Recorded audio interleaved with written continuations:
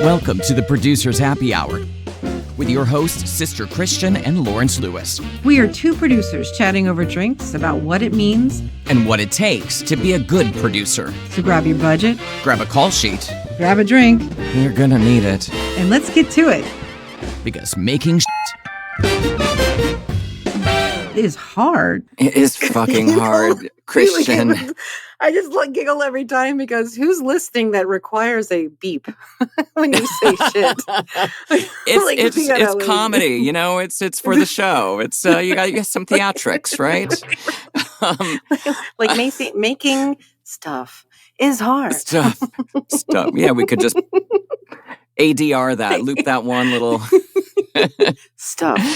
Oh, I'm so glad to see you, Christian. It's been a heck of a couple weeks, and for both of us, I know, and we don't get to hang out nearly as much as we used to because we're both so busy. But how are you doing? Yeah, an opposite coast always, Exactly. Well, I'm okay. I know that you're on a hell of a job. I just finished a fabulous job that I'm very excited about. Ooh, can you talk about it? You can say no. Can I talk about it? Yeah. Well, I guess, no. Okay, fair enough. Like all our jobs, can you talk right? about your exactly?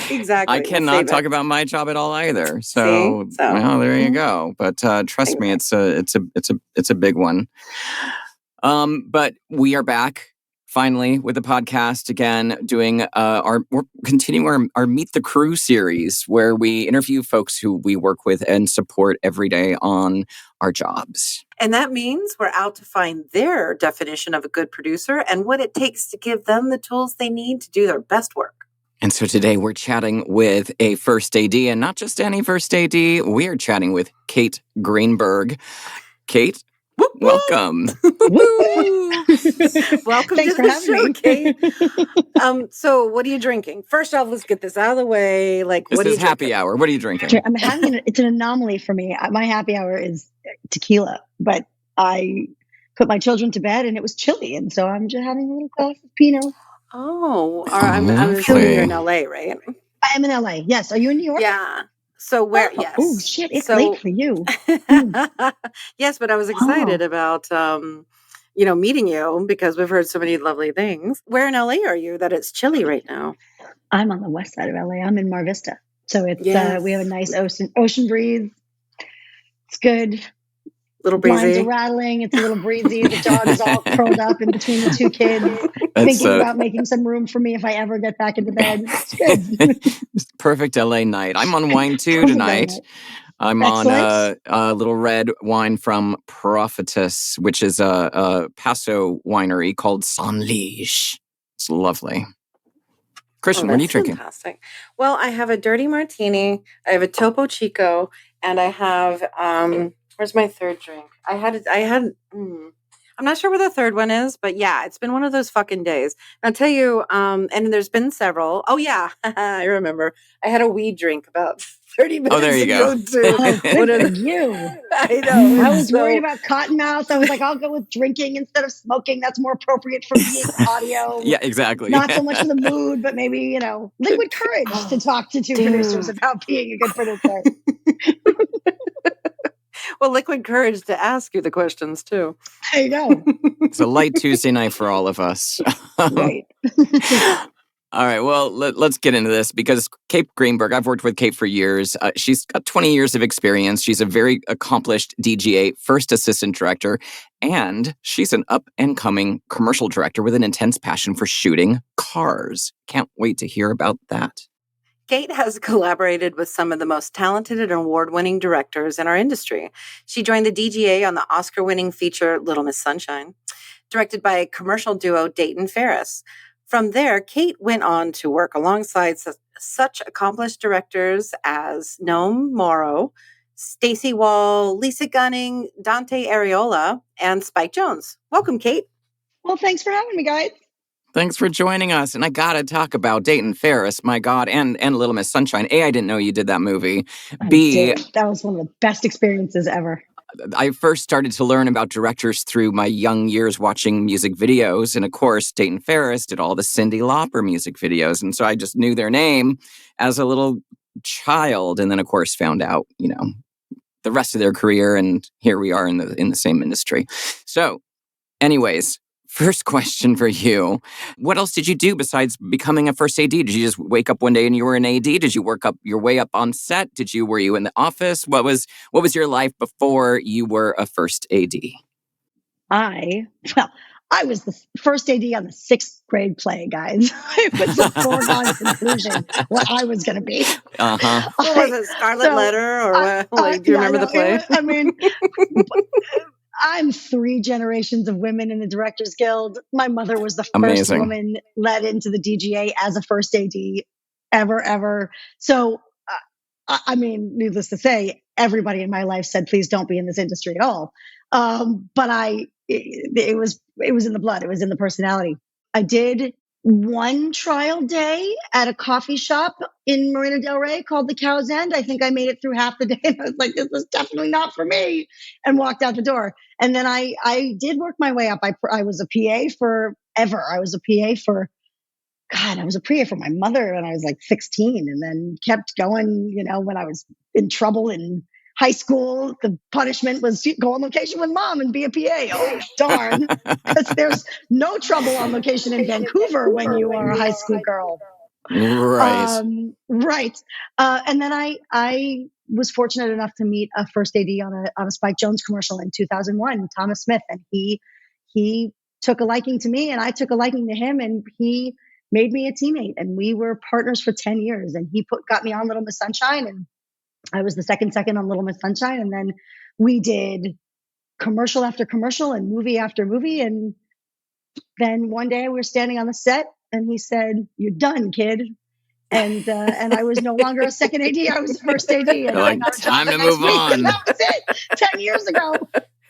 2009, it was a shock. I was standing there. It was like November, the last minute, set up or something like that. We were doing one extra shot, and Thomas looked over at me and said, "You're done." And he didn't mean like, we're going to finish the job. He was like, "I'm going to finish this one without you, because this is the time where everybody works, and you're done." And all I thought was, fuck me, it's November. You don't kick somebody to the curb in November. Yeah. There's Christmas presents.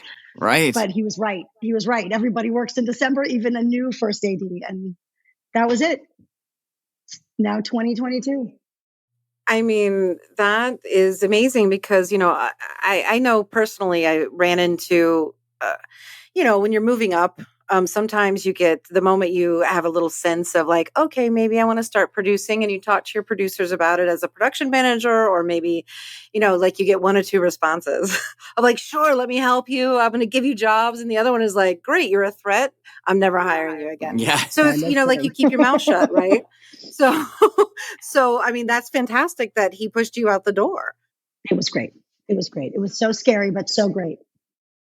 Well, since you did come up the ranks, like, what was the biggest surprise about transitioning from a second to a first? I hope this doesn't come off as arrogant, but everybody that I run into now is like a PA to a second AD to a first AD in 7.5 minutes, and their careers reflect it because they're not working that much. But I was a second AD for 10 fucking years, man. I put in the time. When he kicked me out of the door, it was long overdue. I mean, there are things you don't experience on a set. The tech scout scared the shit out of me. I have to run a tech scout. I've never been on a tech scout, but I was well trained, and I put in the time. I didn't say, okay, well, I've been in the guild for 150 days. I'm going to pay my dues, and now I'm upgraded. I'm firsting. I had to be ready. Well, side note, do you find that that's what happens with women, though, in general? Like, we wait too long until we're overqualified in order to take the next position? Or maybe our generation of women? For me, maybe it was because I was a woman that I knew that if I pushed too hard, too fast, I wasn't going to get the opportunities that I needed. But it also, for me, it boiled down to knowing that I could do the job, and knowing I could succeed in the world of 65 to 105 grown men staring at you. Mm-hmm. Do I think that men don't look that way? Sure, but I think I and you as well probably were in this business before it was a fad to be hired as a woman. So I made it on my own. No, but I'm happy to profit off of it right now. Yeah, man, are you kidding me? I'm sorry, directing car commercials at a time where women don't direct cars, that wasn't me seeing something that was a profitable moment in time. Right, exactly. I'm okay to capitalize off of the obvious. Exactly. And I think that we wait for long enough to understand and know that we're overqualified for the position, right? And then when we take it, we know, and we're, you've done the work, you've done the time, right? And I think that doesn't always happen with everybody. Sometimes people just call themselves something and they think that they are. Yeah. That happens across the board. It's very true. Very true. In all those positions. So it's an interesting thing to hear you talk about. Yeah, being the only woman on sort of the woman running the tech scout, and you've got a bunch of dudes looking at you. All the directors you work with, I'm sure there's some females out there. I only know my experience. You only know your experience. But like when you're working with a male producer, a male director, a male production designer, do you feel like you have to take a different approach to how you interact? I think as an AD, I'm a chameleon no matter what, just like you guys as producers. We have to just be different for every situation that we're in, men, women, whatever your pronouns are. You got to be a real chameleon in this business now and in the past. I meant what I said. I got in before it was being a woman was the thing to hire. So I only know how to play it the way that I play it. And I understand the game. And I wasn't really offended by it. I've had plenty of offensive moments. I've had plenty of female Me Too moments, being the 19-year-old on the set to now the age I will not say. So but a 20-year career nonetheless. My mother was told that she couldn't do it because how was she ever going to drag a 50-pound, or 50-year-old 200-pound grip off the set when they're drunk? I've never been asked that and never had to face that. I played the game the way I needed to play the game. I got the crew to like me the way I needed them to get to like me. And when it came time for me to be the boss, everybody respected me. And that was part of putting in the time. It was part of putting in the female charm. It was part of putting in the giving the mutual respect and setting the right tone. Do I think that it's because I'm a woman? Sure. But that for the better, not for the worse. I think I got the command that I got because I am a woman and I was able to use the tools that I have, all facets of the tools that I have in order to get people to respond to me. I agree with that. And I feel like we wouldn't be where we were today if we weren't qualified, right? Exactly. I hope that I've paved the way for some overqualified women to step up sooner.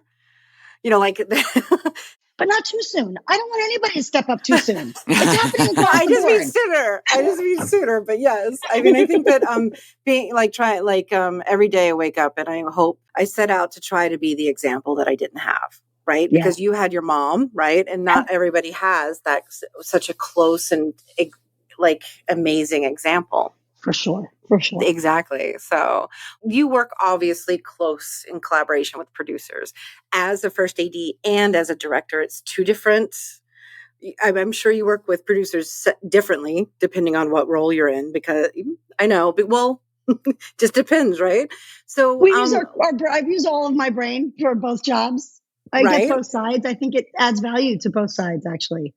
Well, so I find that over the years as a producer, the prep time is shorter and shorter. So sometimes whenever I have an AD start a tech scout, I basically have to hand a film day schedule over at the beginning of the tech scout, because there was no time for anybody to prep before that. And it really depends on the AD on how well it's accepted or not. Like, what these days do you find is the most important thing that a producer can contribute to you as a first AD? I mean, I don't ever mind a schedule being handed to me as long as there's some flexibility. I find that the best thing that, I consider as a director and as a first AD, the producer is my partner. I mean, I am a director's AD, but I did come from production first. So the first part of the job for me is being in line with the producer and making sure that we are on the same page with budget, that we are each other's ally. There's only one way to get through it. So and as a director too, but I appreciate a schedule being handed to me. I don't appreciate coming at me with no flexibility to it, because it just doesn't allow for our brains to meld together and make something that makes sense for both of us to be thinking about. But I mean, I think the most helpful thing in prep, you mean, for a producer to do for me before the job starts, I mean, I appreciate as much information up front before the scout, because even if I'm being handed a schedule that day, I still am expected to stand up in front of everybody and know what I'm talking about. And everybody wants answers immediately. And I'm like, started the same day as you did, Key Grip. I don't fucking know. But sure, my job is to make up answers. Okay. I'll fake it till I make it. So if anything you can give me that I don't have to fake is kind of nice. I mean, if I know in advance that the grocery store is going to be open that day and we have a hard out and you budgeted for 14s, but you need me to be in a 12, at least I can get my head around the full scope of what the expectation is going to be at the end. Because we know the Tech Scout is all about sure. You can have everything you want until the producer and I walk away and say, no fucking way. No, yeah. So yeah, that's, Lawrence and I have had a number of smiling and nodding Tech Scouts where we walk away and we're like, no. None of that. So, you can't, that's the best that I can get from a producer in advance of the days of the job starting is like, give me everything you got. Download on me first. And then let's, be open to working it out. Well, so if that's what if that's for the prep, then how can a producer support you on the shoot then? Like once you've moved into the shoot?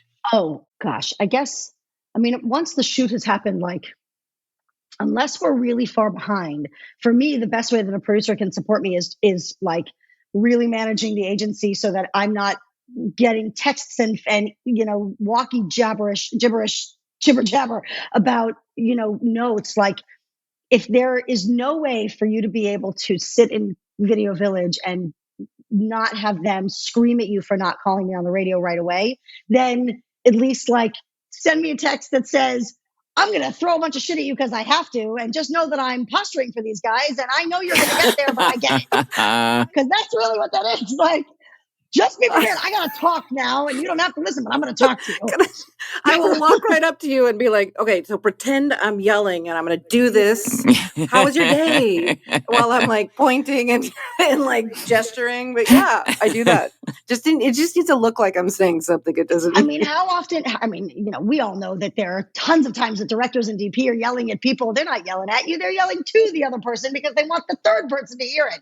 So, a producer is my ally in that. If I need to say to my producer, like, this is absurd, you got to put a handle on this creative guy. I'm not talking to the producer. The producer is doing everything the producer can do. I'm talking to the directors so that they understand that we're all getting yelled at. But, it's like, you have to know. And it's important to know, like, and it takes time to have relationships with people, but it is important for a producer and an AD to get shorthand real quick, really friendly, really fast, so that that if I'm talking to you, I might just be putting on a show and I need to know the same thing. And, it's when you have it with a producer, it a series of blinks.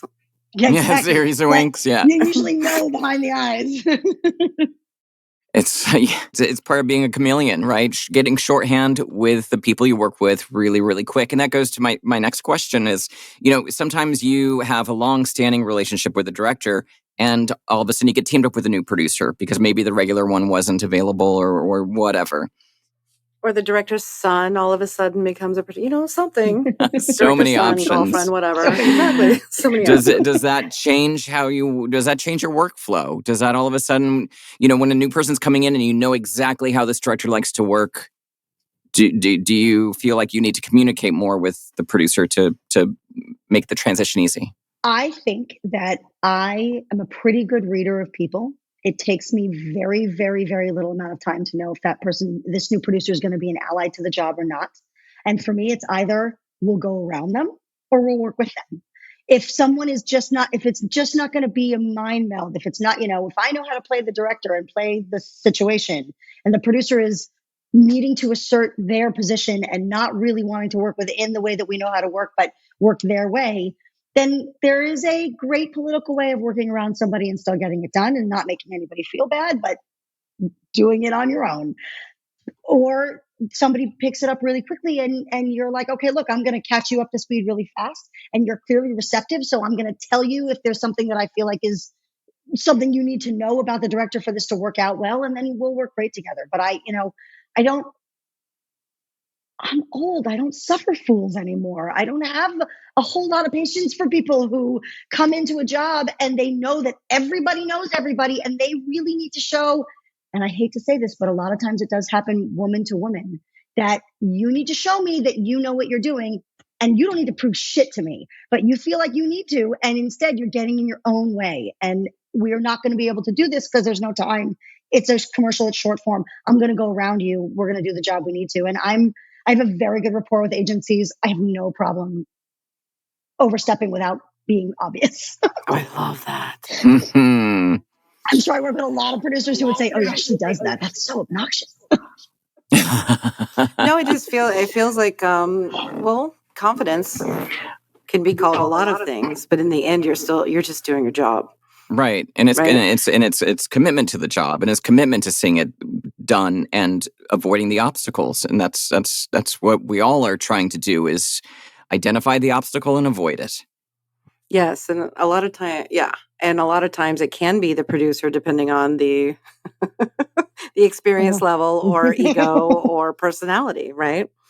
So what are some things about being a first AD that people often overlook or producers don't quite understand? I mean, a producer who knows what they're doing understands the job of the first AD. I mean, you guys know this. I think producers and ADs alike are their time is abused. Nobody's time is more abused than a producer's time. I mean, you guys start a job and a director thinks that you're on call 24/7. The only thing worse than that is a staff producer or an EP whose life is completely committed to their directors, who get no free time. In my experience, producers are pretty good about boundaries with me a little bit, because I do go above and beyond. I think it's important. Once I start a job, I'm in it. But, it isn't fun to work 3 days unpaid and then have your prep day, but all of the emails are coming through and clearly the work needs to get done for everybody to be able to function. I mean, it's not hard to make a shoot schedule for a commercial, whether it's a 2-day shoot, a 1-day shoot, or a 10-day shoot. It's not hard to put a shooting schedule together once you've got your brain wrapped around it. But physically doing the work and putting it on paper and troubleshooting stuff in the 1 or 2 days that you're given to prep is sort of unrealistic. And it's a little bit unfair. And it's not even the pay. It's just the recognition of the time. It's just we're in it together. This is camaraderie. I know this sucks because I'm having to work when I have a day off too. And if I'm going too far or we're asking too much, let's have a conversation about it, but let's stay within boundaries for each other. I'm super grateful for that. I'll never charge an extra day. I'm not that person any more than I would charge the extra overtime if I know that I'm done 15 minutes later than the extra hour. Like, I'm not that AD. I don't money grub. I'm a team player, but treat me abusively, which is to say, don't recognize that you've asked or that you've taken more time and asked more of me than what you're willing to compensate me for. That just doesn't feel good. And I'm kind of over not being made to feel good by that. Right. Especially when I work with new people. When somebody asks me to bend my rate, I'm like, well, I'm unable to give you 80% of myself. I give way more than 100%. So I'm not willing to get paid less. Like, there's no way I can give you 80%. So there's no way I'm fucking getting paid 80%. No way. Yeah. Especially with all the shit, especially with everything that you just said, like, is all balanced in that as well. No, it's true. And I actually have taken to, I think maybe even we've done this before, is that I understand the way a job is bid. I understand that the bidding process has changed and that the idea is to get a job. And we're not bid our street rates. I mean, they're maybe bid for what scale is or whatever, but street rate is not the same. And, I'm worth the money that I ask for. Or what a cost consultant wants it to be. Or what a cost consultant thinks you're worth. Yeah. But I do respectfully say to a producer at the beginning of a job, before I'm booked, if I'm taking the job at X amount of money, which is $100, $200 less than my rate, then if the days are done on time and whether we come in on budget or under budget, but if it has directly to do with the fact that I was able to make the days or come under on the days, then I would like my rate retroactively. Damn and right. It's usually a good incentive for both of us. I mean, we both work hard at, a producer doesn't want to screw me. It's fair. I understand that if we can't make it, then we can't make it. And you know what? I'm taking the job and I'm not going to give you any less just because I took less money. Once I take it, I take it. I don't mess around with that. Exactly. But that's why I don't take jobs for less money, because I can't. Right. No, right. I get it. But look, and then somebody calls you the next day and you're like, shit, a full rate, green screen stage job. Fuck. You'd be too bored. Hit the nail on the head with that. it's not about the money. It's about respecting the time. There's a movement right now with producers and production teams called Stand With Production, and they're fighting for, some sort of control over the time that we spend on these jobs. And the only trigger to prevent that is overtime or weekend rates. And it's like, it's not the money. It's the respect of the time that's being asked for everybody on these jobs. The industry adapts like immediately anyway. Like, just look at what we did with COVID. Like we adapted within 3 months and we were able to work. Like look, for all of the people to be screwed on a job, a producer and a producer's team is like, it's like control not the money. Getting food on a low budget job. Like you just don't do that. Everybody knows. No money, best caterer. Still, it's like having a party without a cake. Yeah. Like, what are you doing? I mean, it's you want the job to go well. It's at the lowest budget. You add 3 extra days for that production team. And it's not. You're right. It is not about the money. It is about the regarding of their work and respecting their commitment to the project. And then you will get what you need. And it's just, we all need to be made to feel good. We are in thankless jobs. I did not take a spotlight job. You did not take a spotlight job. Right. We do not get thanked. Right. Well, I'd like to think the type of producing I do is a spotlight. I'd like to think that I could be considered a spotlight producer, but please go on, Kate. Like, just give me a chance. I'll show you. I mean, listen, we've all had our moments in the sun, but when your thanks is taking the agency and the client and the director out to dinner at the end of a job, I'm thinking that's not so much. There's no thanks in that. Yeah. There's no. Hold on. I think we need to dispel a myth right now. Booze themselves to death because this is their time. Party. Oh my God. The things comes in extra days. I know what I want after 22 days with you people is to take you out and watch you get drunk. Yeah, that sounds like a ton of fun. Oh, right. Yeah. Well, Kate, you said it yourself. We've seen so much change over the years in this industry, how jobs are bid, how jobs are run, and everything that's going on in between. Is there a new skill set that people need to have, not just producers, not just ADs? Are there new skill sets we need to have to be able to manage these jobs that are produced so differently than they used to be? Well, for those of us who have been around as long as the three of us have, patience and tolerance would be the new skill that we have to develop, because the YouTube generation that's come in and taken over and arrogantly thinks that what they think is filmmaking makes it really difficult to talk. But, that's commercials. I mean, I talk to everybody who's over at the MBS stages who are working on Mandalorian and working on Boba Fett, and they're back in time. They're working on real projects with real filmmakers who really care. So, are there new skill sets?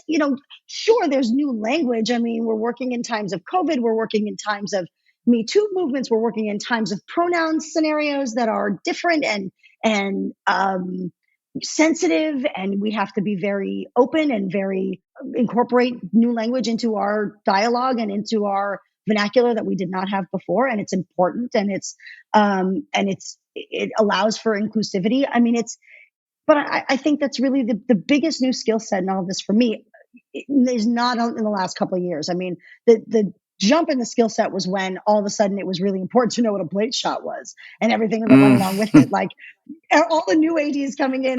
Shit. I remember the first time I heard that. Man, I remember when it was like, we're doing what now? And now I have to know what is? I mean, I didn't tell our department we needed plates. So that was a big learning curve. Like that to me was when my job went from, I understand my job in using film and rolling a camera, to this is definitely changed. Now it's a consciousness level and a socially human level, aware level. It's not the filmmaking brain. It's the human brain that has to adjust now. And part of me is sad that I haven't had a filmmaking brain adjustment in a little while, but I am open and excited about the rest of it. I mean, I was talking to a writer friend and she was like, I got to tell you, it's like new language. It's like, we have to incorporate words we've never incorporated before. And it's an interesting time to really be a writer and to think about how you address people and how things are said and spoken. And, so that's interesting and cool. I mean, everything has its place and everything has its adjustments, and that's my like forefront of newness, social consciousness and language. That's great. I mean, I think that I 1000% agree with that. I work with kids a lot. And so coming who will absolutely, inclusivity and sustainability and equity, all of those things are should be at the forefront of our minds. So yes, I 1000% agree with what you're saying. Well, to switch it up a little bit, we'd love to know, because I have a unique ability, and I'm sensing you probably are the same. There, I can learn from somebody else's mistakes. I can see some shit going down over there, and be like, I do not need to know. I do not need to do that to understand that I should not be doing what's happening over there. So, do you have any common pitfalls or anything that production teams or producers you see happening that maybe we can teach a lesson here that somebody can learn from listening versus doing? Yeah. Learn to listen before you do. Thanks everyone for coming. Have a good night. Thank you. And mic drop. She said it. She said it. I mean, that's it. Stop talking. Listen to what we're saying. Listen to what the director's asking. Listen to what the producer is saying. Listen. Open your ears, shut down the brain of I have to talk, and just hear what we're saying and move, and then go from that. But there is so much defensiveness and instant need for jumping on. Oh God, I did this excuse and this is what. Nobody cares. Nobody cares. Yeah. Also, headline, don't tell me the byline. I don't need it. We're busy. 10 words or less. You're in the motorhome and you're doing whatever the fuck you're doing. Please don't get on the radio and give me 75 words, of which none of them I can hear because I'm listening to 7 other things. I need the 3 main things you need to say to me very quickly and sign off. So yes, but are you sure you don't want to know why the homeowner's car is still parked there and why last night they could not move it and the keys are lost? You don't need to know that shit. What are you talking about? I agree. Oh and God, and I funny. Also, I tack on and say it doesn't, how we got here is irrelevant at this moment in time. We can go through that later and learn from. Postmortems are fun, but not now. So let's figure out how we're going to fix now versus how we got here. Cause I don't give a fuck. Yeah. Maybe I will later when we're drinking over tequila. I would love to know later what happened, but right now, let's just get it done. Let's just fix the problem. And one thing I do that I have to say, I learned from my own mistake doing this, and my second AD and I talk about this a lot, that there are things that happen on a job, every job, or maybe it's every other job, but something happens where it's an oh shit moment. Whether it's that the makeup artist is super late that has somebody has something that didn't make it to set. Somebody did something that's fucked up that's going to fuck up the whole day. Something is an overwhelming problem that if it doesn't get fixed, it's a real problem. There's not a steamer. Whatever. There could be a million things. Totally. But I urge anybody that's bothering to stay up and listen to me say this. I really strongly urge as many people to go through the steps of trying to fix the problem before you present the problem. Because that's the thing that we do wrong. We present the problem while we're trying to fix it. And then the shitty thing that happens is it gets presented to somebody like me or somebody like you guys, and we digest it for as long as we can. And then there's no follow-up and we get a little bit uptight about it. And then we say something to the director. And then 20 minutes later, the person who originally came at you has already fixed the problem. The director never needed to be made aware. I never needed to be made aware, and it's over, and it was for naught. So go through all the steps first, solve the problem. If you cannot do it without me, then involve me, but don't do that before you've already done it. And if you're going to come to me, tell me all the things you're going to do and give me the timeline so I don't screw up and put the problem in somebody else's lap when I am faulty of that. We're human. I will say I'll say it too soon. Yeah. Sorry, Lawrence. When I was a coordinator, I had a PM turn to me and yell at me and say, all I'm hearing is problems and I want to hear solutions, which was, I learned from that. But as shitty as he was to, put it in a very aggressive way when I was clearly crying and there was problems happening. It was a very green coordinator. But I was like, all right, fuck you. Guess what? I'm not like, I got it. Thank you for that harsh lesson that I just learned. But yeah, and I won't work with you again. But yes, all of the things. But the way you put it, like we've not heard that before. Like in the 3 years we've been doing this, like that is a great, like, just work it out. Because you do. It's not because I'm being a dick and I'm like, well, fuck you, work out your own.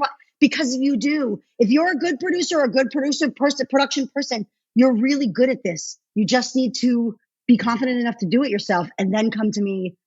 Because if there really is a problem, but like how often, guys, like what? 1 out of every 15 times it can't be solved and we have to punt. Like, then we punt. Then it's a real problem. Rarely. I will ask though. I will say something like, could you accept a funny story right now that hasn't been solved yet? No? Okay, great. We can do this later. Yes. I try really hard to wait until somebody says like, hey, what happened if we want to jump to that scene? Can we do that soon? I'm like, funny you should say that. I'd like to try. I think but I need a little bit of time. It might be that the actor is drowning in a river. It's unclear. I'll let you know. TBD. We'll get back to you. The last I heard was they're fixing it. Last I heard he was getting towed out. It was going to be okay. Do you have any advice for any PAs or young people that are coming into the industry and have their eyes set on becoming an AD? Oh, do I? But please, Kate, that's for you. Besides, avoid it at all costs. I don't want to hear what your advice is. Because mine might be slow down, learn, look before you leap. I mean, no shit, guys. Just because you got 600 days on a set does not mean you're ready to be an AD. And I got to tell you, there are starving people, starving second ADs who thought it was a brilliant idea to put their book in. And now I'm a second AD. And guess what? You're not fucking hireable. Like, if you really want this job, don't look at me and tell me that you can't hear 16 things at the same time. Don't sit here and complain to me about how you can't compartmentalize and you can't multitask. Like, you want to be a good person. I think I know who you're talking about. But go on. I mean, I can't. There are anomalies out there. I mean, I will say, I know ADs that have had to have their doors knocked down because they were too wasted from the night before, and they still get rehired. But since that's not me, I say unto all of you youngsters who want to do this, know what you're doing it for. It's not a world where you can just come in and think, I can be fine. Fine is not good enough. You need to really want it. You need to really bring it, and you need to bring it every single day. Don't look for the attaboys. Look for the education. Really, if you're young and you're eager, really don't talk. Really just listen. But listen with a good ear and listen with the intent of having an opinion, and then ask the opinion quietly of somebody appropriately when it's the right time. But ask and be involved and listen and I think aspiring to be in this business at all is a great thing. I think aspiring to be an AD is awesome. Be creative and be pragmatic and use both brains, and never be offended by either one. Have little toes and don't believe people step on them, because that's not what this job is. And above all else, set the best tone and always assume responsibility for absolutely everything, because ultimately the buck stops with you, and there can no longer be this world of I didn't because somebody. No. I'm the big boy on the set. You're the grown up now. As the grown up, it's your fault. Something happened yesterday. I got a text message about something that was between one crew member, a producer, and myself, claiming that something had been discussed on a tech scout and that we had to have something happen on the set today during a pre-light that was obviously never discussed, because the producer and I would have been on it. And at least one of us would have been. But it was very clear that it was like the third party screwed up and didn't say anything about it, and but really was not ready to own that, and just was like, when is this happening? And I told everybody about it. And it was like, you know what? It's on me, because I knew this was happening, and I knew that we were doing this on the set. And so therefore, I should have had the forethought to think that we would need this extra thing to happen on a prep day. And so I take responsibility, because I'm the first AD, and that's the job. And so be that person, have that integrity, because it's really important. don't pass the buck. That's amazing. It's amazing. It's so accurate. Well, we'll follow that up with, tell us about your move into directing. I imagine it's a big shift from ADing. What have you found to be your biggest? Not with cars. With cars, the big shift is that I have to work less hard. I got really lucky, guys. I mean, I got tapped on a job. I was on a commercial ADing it, and a client came out of a bus and said, "What are your aspirations?" And I told him that it was to wrap the day on time. And he laughed, and then he said, "Well, what about after that?" I was like, "Really? I want to wrap the day on time." And when he asked me if I ever directed, I told him that I do every day. I just don't take credit for it. And he took me out to dinner the next day, and they hired me to shoot a running footage package in Montana. For Ford. Amazing. And it was a really lucky thing. I mean, I won't lie. I was a really lucky girl. It's not luck. He recognized talent. This was no. I mean, I was going to say I was really lucky when I was young. I, my mother was an executive producer at an A-level company. I was always asked about spec spots and do I want it? I just wasn't ready. It wasn't the thing I wanted. And it wasn't because of the opportunity that I was given, which was unbelievably fortunate, but 100% earned. I mean, we had an unbelievably strange situation happening downtown where a director didn't show up to a shoot in the early morning. It was a crazy day of like early morning having to shoot this stunt scene and then do a full night shoot after that. And there were very intricate people who didn't come, and I ran it, and it was great. And I had the confidence to do it because I do it all the time, and it was recognized. And then I was asked to do it again for real. And I realized when I was asked that I knew more than I thought, and that I have a voice, and I may not just have a voice, but I also have a very pragmatic one where I understand exactly what it is that I'm doing here. This is not filmmaking. This is commercial filmmaking. This is advertising. I'm here to elevate your idea, make it as much better as I can possibly make it. But at the end of the day, I'm selling something. So I'm going to sell it for you the way you want it. Because I'll be fucking damned if I'm going to be the director that sits there and fights back when a client says, shoot my fucking shoes. Like, we're here to shoot your shoes. I'm going to shoot your goddamn shoes. Like, I'm not here to make epic art. If I want to do that, I will go direct The Mandalorian if I can. But like, that's not what this is. This is helping an advertisement be as good as it can be. And so I think I'm good at that. I'm good at understanding. I can articulate what people are looking for.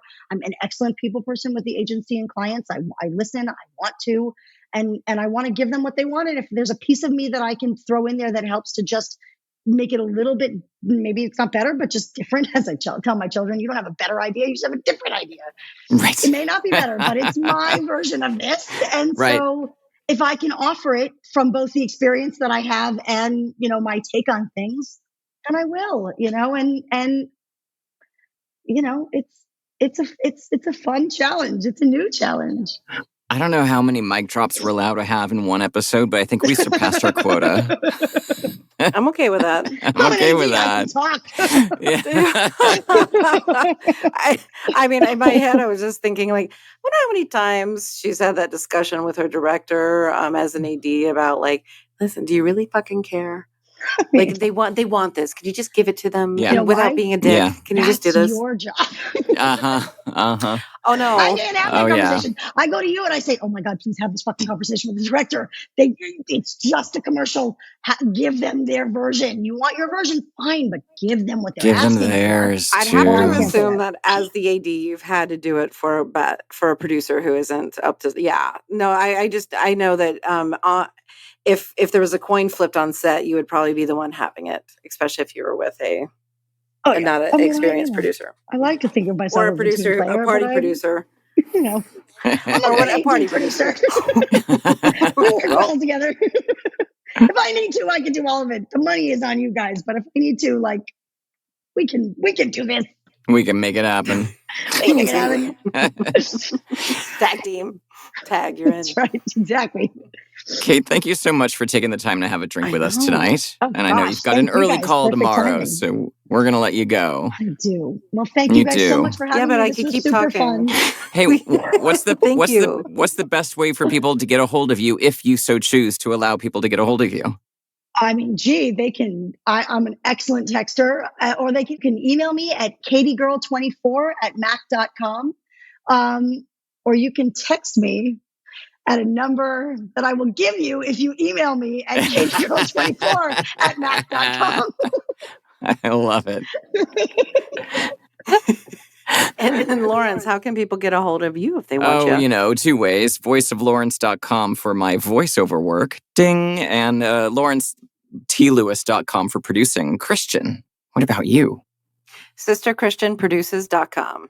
Y'all know where I'm at. Thanks, Kate. Thanks, Bye, guys. everybody. Thank you so much. Have a good night. Bye. And good day tomorrow, too. Yeah. Tell everyone we said hi. Yeah, I will. Producers Happy Hour was brought to you with the help of Christopher Daniels, who is a design and branding specialist, and Eric Beals, who is our podcast editing wizard.